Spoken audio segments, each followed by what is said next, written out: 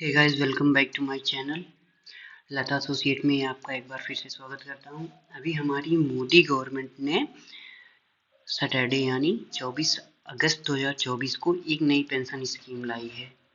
पहले एक pension scheme चलती थी, ओल्ड पेंशन स्कीम, उसको कन्वर्ट करके एनपीएस लाए गए थे, न्यू पेंशन स्कीम।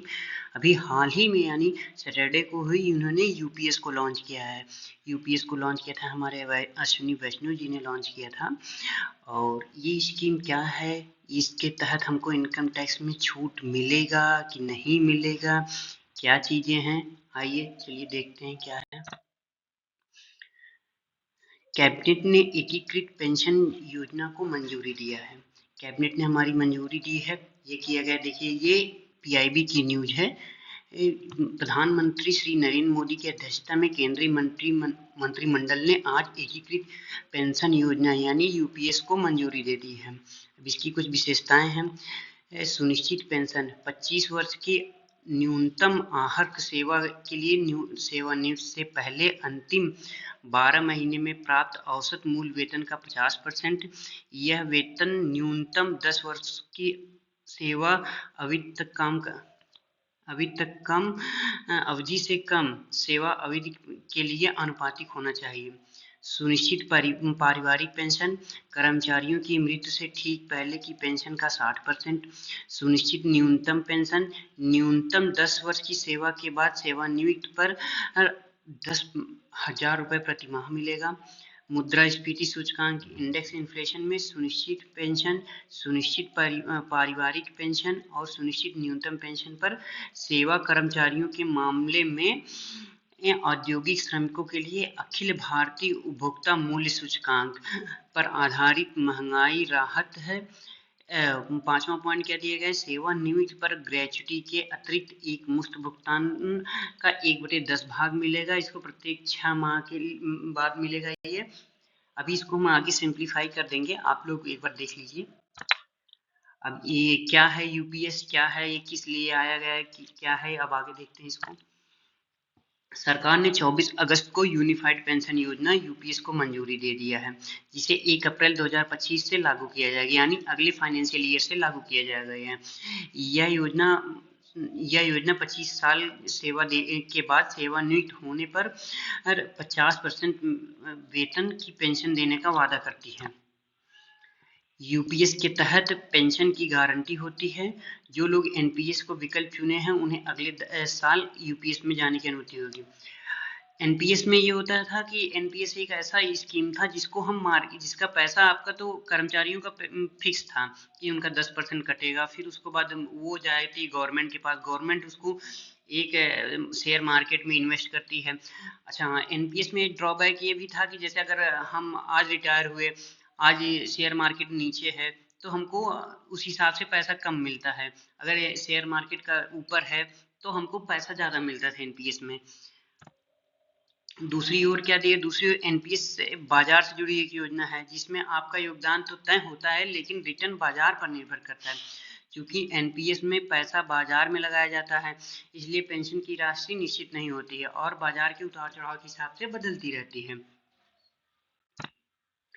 ये देखिए, ये पीआईबी द्वारा लॉन्च किया गया है एकीकृत पेंशन योजना यूपीएस। मंत्रिमंडल ने केंद्रीय कर्मचारियों के लिए राष्ट्रीय पेंशन प्रणाली एनपीएस में सुधार के लिए यूपीएस की प्रस्तावना को मंजूरी दी है।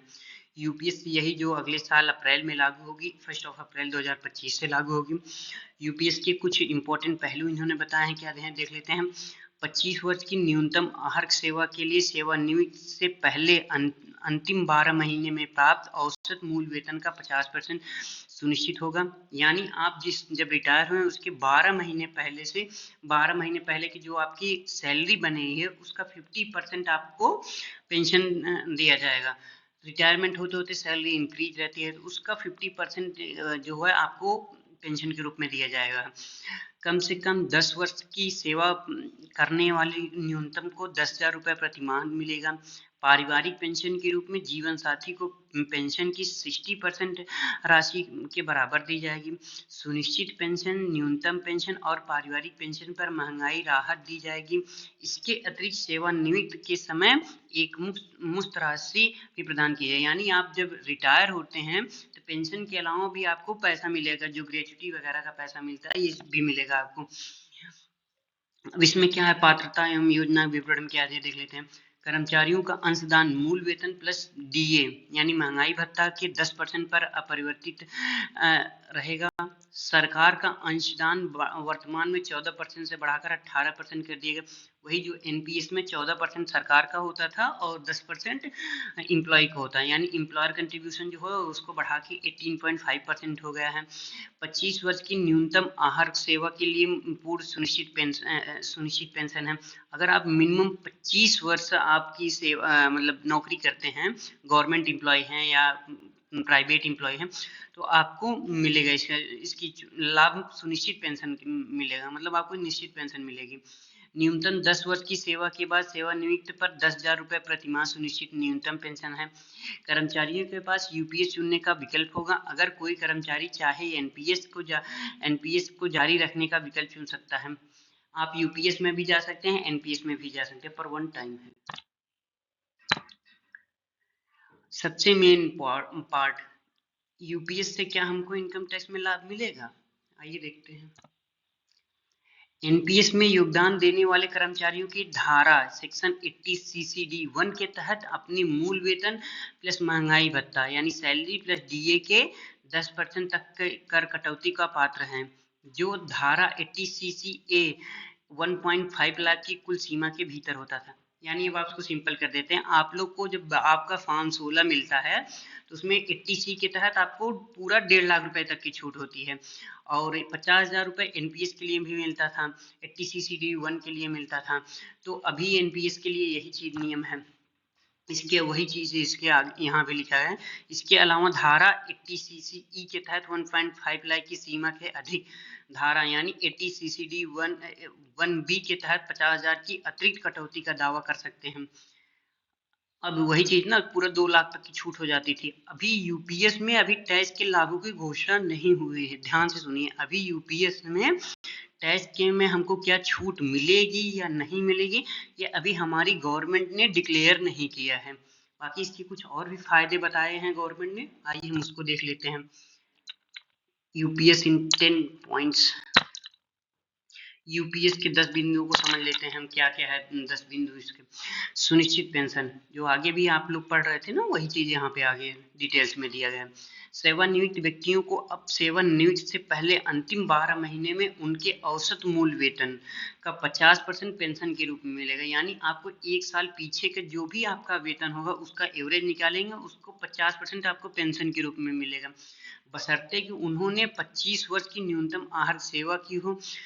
एक मतलब वो जुड़ जाता है कि आपको एलिजिबिलिटी हो जानी है कि कम से कम आपको 25 साल की नौकरी किए रहना चाहिए। तो आपको जितने भी 12 महीने पिछले 12 महीने की जो सैलरी बनेगी उसका 50%, सैलरी में अब क्या क्या जुड़ेगा, सैलरी प्लस डीए दोनों जुड़ेगा, उसका 50% आपको पेंशन के रूप में मिलेगा। कम सेवा अवधि के लिए आनुपातिक न्यूनतम 10 वर्ष सेवा है।